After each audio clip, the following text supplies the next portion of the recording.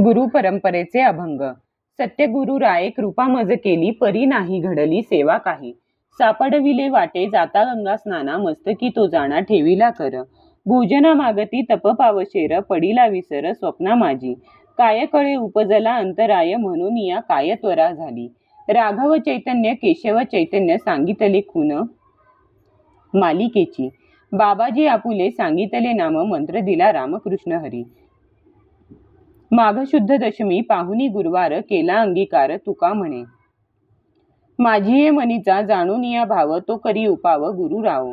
आवडीचा मंत्र सांगितला सोपा, जेणे नव्हे गुंफा कोठे काही.